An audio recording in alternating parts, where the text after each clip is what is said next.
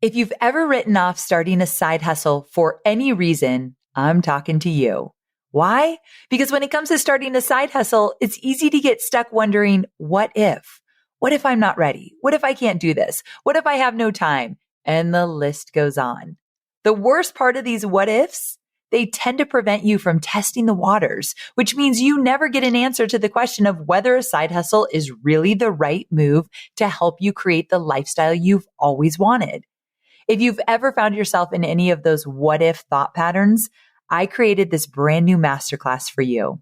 It's called the Side Hustle Success Path, 5 signs you're ready to start a side hustle for more flexibility, financial freedom, and fun, even if you're short on time or have no idea where to start.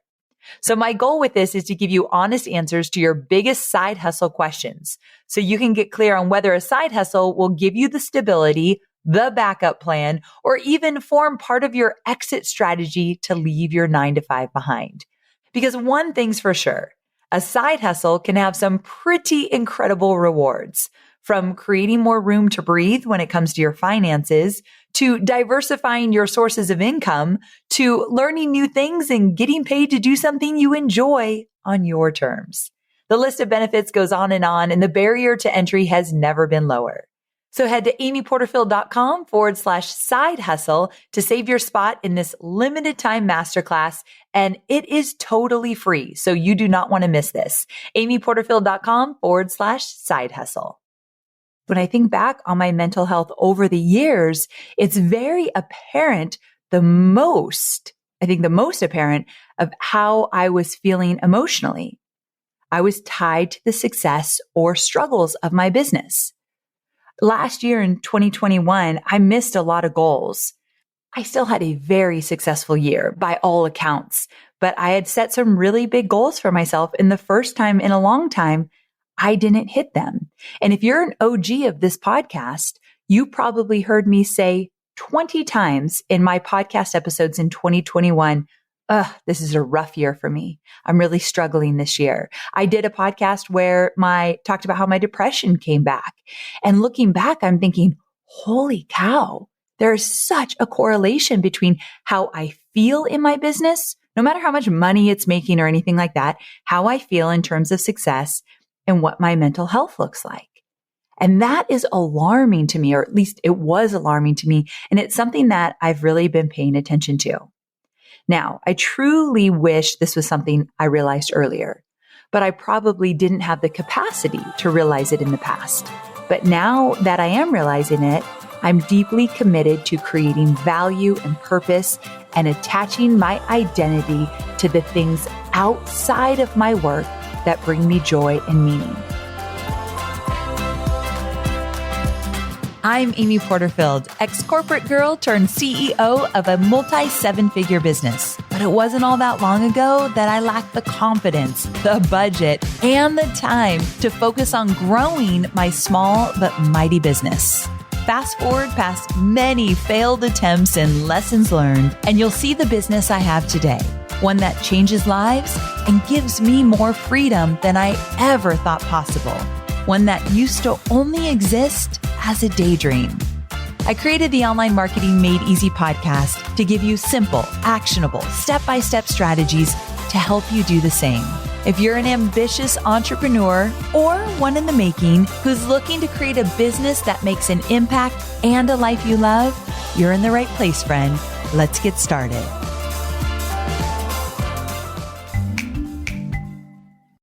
The Duct Tape Marketing Podcast, hosted by John Jantsch, shares marketing tips, tactics, and resources for small to mid-sized business owners and marketers. John recently did an episode where he talked about the topic of analytics, specifically tracking results either for your own business or your clients who you work with. The episode's called What You Should Be Tracking in Your Marketing Efforts and Why. And I know my audience, I know you love to know benchmarks and numbers and analytics and what you should be tracking. So you are going to love this episode. He also talks about the other marketing aspects like how to support your customers and build an online community. So you can listen to the Duct Tape Marketing Podcast wherever you get your podcasts. Enjoy. Hey there. Welcome back to Online Marketing Made Easy. I wanted to check in. How are you feeling today? If there was one word that best described how you're feeling, what would it be? I think for me, it would be relaxed. We just celebrated Hobie's birthday and had a great weekend doing that. So I feel refreshed and ready to dive back in. But listen, the word is not always relaxed. Sometimes it's stressed or confused or worried. I mean, right? We all feel those things. So no matter what you're feeling today, just know that you're not alone. I'm glad you're here with me today. And hopefully you'll walk away from this episode feeling inspired and ready to jump back in. So let's do this. If you listened to episode 478, it was called 5 Weeks Unplugged, Lessons from My Sabbatical. You heard me talk about how I realized that the core of my being, my purpose in life and my identity felt almost solely tied to the success of my business. I don't say that lightly. I'm not necessarily proud of it, but it is my truth.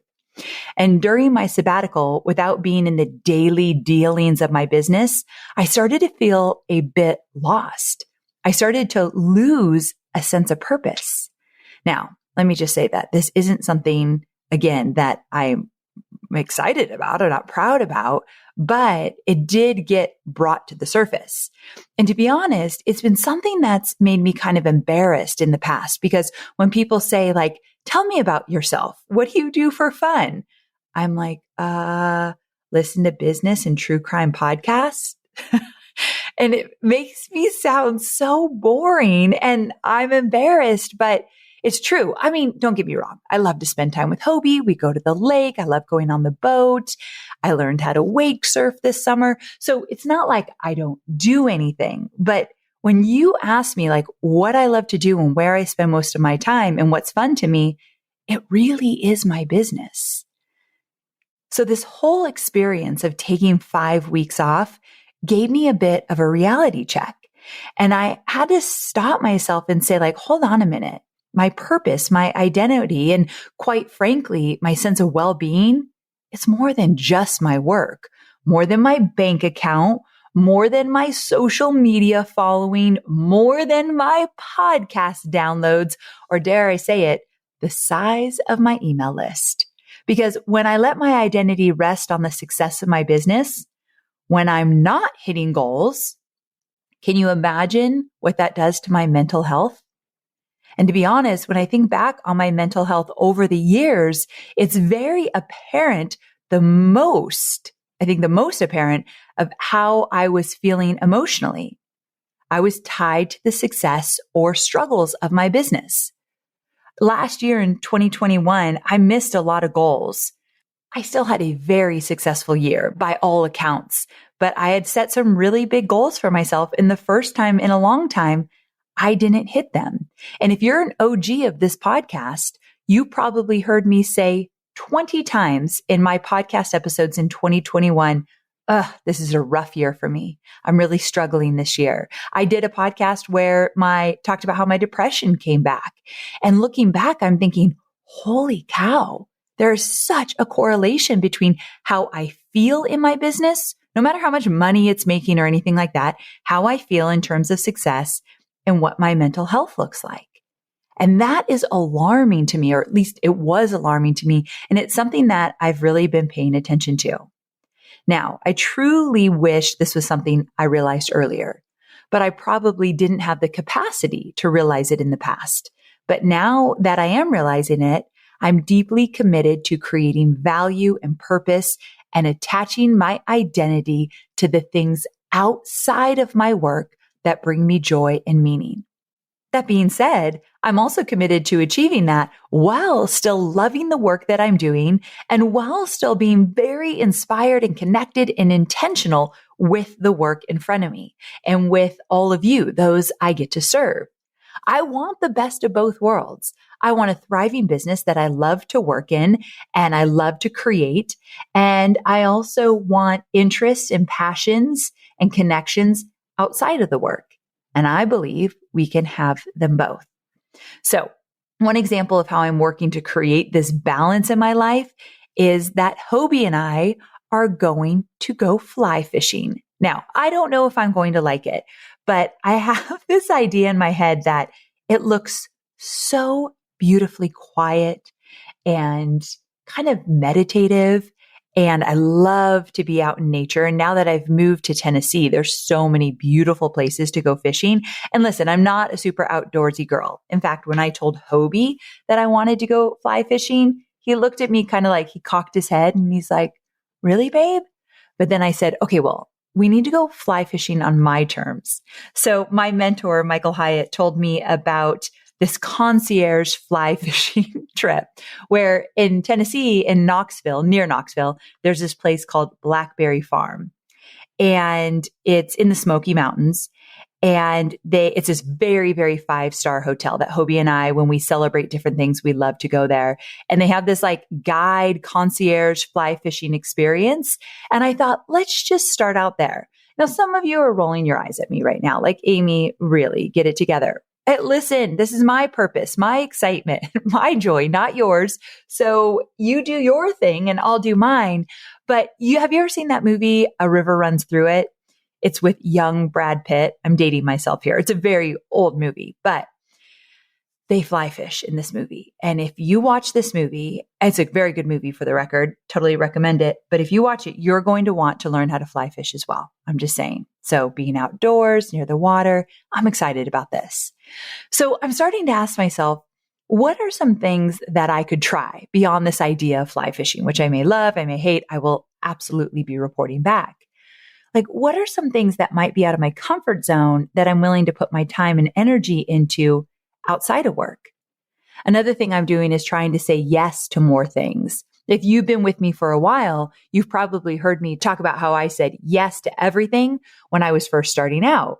Then I gained some success and I flipped the script, which I think is necessary. And I started saying no to a lot of things just so I could simplify my business, take care of my bandwidth, and focus on what really matters. Marie Forleo years and years ago taught me to get on the no train, where if something didn't light me up or wasn't an absolute hell yes, then it was a no. And so I got really good at passing on some things that I just did not want to do. But as I'm looking for more purpose outside of work, I'm challenging myself to say yes when fun things come up. Shonda Rhimes, who wrote one of my favorite books, The Year of Yes, she really embraces this, where she was in the kitchen one Thanksgiving with her sister, and she was talking about this opportunity that came up. And her sister said, well, you're going to say no. You say no to everything. And in that moment, she realized, oh my gosh, I really do. And so she went on this journey of, well, if it excites me, even if it makes me very nervous, if there's something about it that draws me to it, I'm going to say yes. And for things outside of work, I really do think that I need to start doing that. You know, moving cross country from Carlsbad near San Diego all the way to Nashville, and now being in a new place for almost 2 years now, which is wild. Again, you OGs would remember when I moved here. It feels like yesterday, but I have found that this move has kind of like sparked me into saying yes more because I don't have as many friends here. I have more opportunities here because I haven't really explored. So I think that has helped a lot. And also, speaking of saying yes, in the past, I'd say no to things that would get in the way of work. No, I can't do that. I have a work event, or no, I can't do that. I have a big project right now. I'm going to have to pass. Now I find ways to move the work around so that I can say yes to things. And that was a little bit difficult, especially with a team of 20 people full time that are supporting the business. When I say no to something that might affect their job, they have to wait for me or they have to change something around. And I'd feel really guilty about that. And then I realized, wait a second, I am the owner of this business.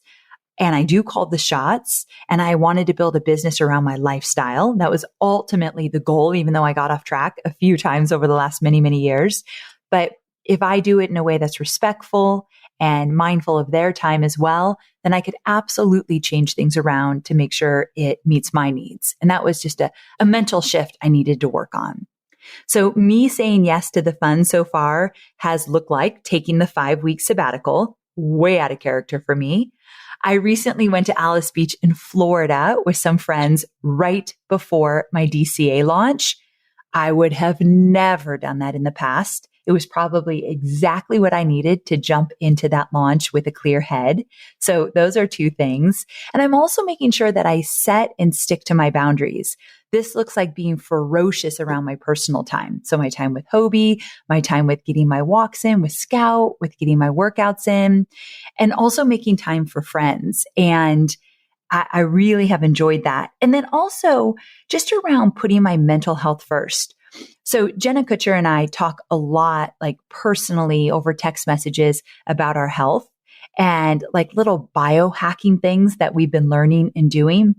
And I've seen a huge, huge shift in my mental health and my physical health and even my weight loss. You all know that that's something I've battled for many, many years because I have boundaries around stuff like that now. Boundaries around every morning before I get started, I meditate and I journal and I go on a walk, and 3 days a week I do my weights. And those are little things, but I'm sad to say that I wasn't prioritizing them. I go in seasons of totally on, totally off, where I don't want to be all in or all out. What I'm really looking for is imperfect consistency, making consistency a priority, but not beating myself up when I'm not. And I think before I'd get inconsistent and then I just throw my hands up and say, screw it, like work's more important. Let's just get the work done. So anyway, those are just some things that come up for me. But most importantly, getting back to the fly fishing or whatever it is, I want to find some hobbies. I'd be so curious. DM me. So I'm at Amy Porterfield on Instagram, and that's where I can't see them all the time, but that's where I try to be really mindful of seeing all the comments and commenting back and all of that. DM me a hobby you have. I am so curious what hobbies look like for people that are growing their businesses and entrepreneurs. Please tell me. And I think if you kind of rush my DMs with your hobbies, maybe it will spark something for me. So this is a favor I'm asking, but it would be just so cool to hear, what are your hobbies? Like, what are some things that bring you joy, bring you purpose, give you peace? Like, what is it? I haven't quite figured it out for me. And, I don't think a hobby is like taking a sunset cruise on the lake with my husband. It's something I enjoy. But I when I think about a hobby, it's like getting my hands in there, like doing something. And I have to warn you all, I'm not crafty. Like, sure, I could take up painting or knitting or quilting or something like that. It's going to be horrendous though. It's just, I've never been crafty. So I'm probably not going to choose a craft like that. But who knows? I might surprise you. All right. So here's why I think this is important for you. I've talked a lot about me in this episode, so I want to take it back to you. I have a feeling most of you are either in one of two categories. The first category being that you're just starting your business. So you're in it, you're head down, and hobbies are the last thing on your mind. And I get this. I've been there. But if an experienced entrepreneur can give you a piece of advice, it's to take some time to pour into those experiences and moments that light you up outside of work, like from the get-go. Make it part of the fabric of how you do business, is that you actually also shine a light on things that are important to you outside of work. So find moments, even just a few here and there, where you can make the time for those things. Don't lose them on your journey to building a successful business. Now, the other category is that you're like me. You found your success in your business. You're thinking, Amy, I could totally relate to this. My business is my everything. It's my baby. And I can't think of the last time I found purpose elsewhere. Well, don't you worry. We're in this together. So start making a list of the things you've wanted to explore, like fly fishing or anything else that you might want to do, like something that you just thought about a lot and you keep pushing back and you're like, that's silly. Like, I'm not outdoorsy. Why would I like fly fishing? Or just anything goes. I really do think it'd be fun to start exploring that. And once you have a list, just a short list of things that you might want to explore, then you can start prioritizing. The work will always be there for us, my friend. And you can take the time to pour into other areas of your life. I actually think it will make the work even better. When I look at other entrepreneurs who have done a wonderful job of finding that balance between finding purpose in their work and creating an identity for themselves outside of work, I see a very well-rounded, happy, and grounded entrepreneur. And I pay attention to these things. And that's something I want for you. I want it for me. And it's something I want to see become the norm for successful entrepreneurs. So that's why I thought I'd make this shorty episode. So I hope you found it valuable, and thanks for hanging out with me here. Listen, before I wrap up, if you would be so kind, would you invite an entrepreneurial friend to come hang out with us as well? You can just grab the link to this podcast and put it in a text message, send it to a friend and say, hey, I thought that you might like this as well. I would really appreciate it. And if you love what you're hearing, make sure to follow Online Marketing Made Easy on any of your favorite listening platforms. And don't forget, on Spotify, I have playlists of different major topics that you might be interested in, like content creation and launching and list building and other topics like that. Thank you so very much. I'll see you on Thursday for more entrepreneurial goodness. Same time, same place. Can't wait. As marketers, having tools that help us connect with our customers at scale while maintaining a personal touch, well, that's what we're always striving for, right? Customer touch solutions can be easy to set up, but difficult to manage and maintain. All of a sudden, you find yourself with disconnected teams and data and leading to poor customer experience. No, thank you. So HubSpot is an all-in-one customer relationship management platform that is impossible to outgrow and ridiculously easy to use, meaning you never have to worry about it slowing you down. With customizable hubs and tools that you can add or subtract as you grow, HubSpot is ready to help you start connecting with your customers during the moments that matter most, like during a launch. So learn how HubSpot can help your business grow better at HubSpot.com.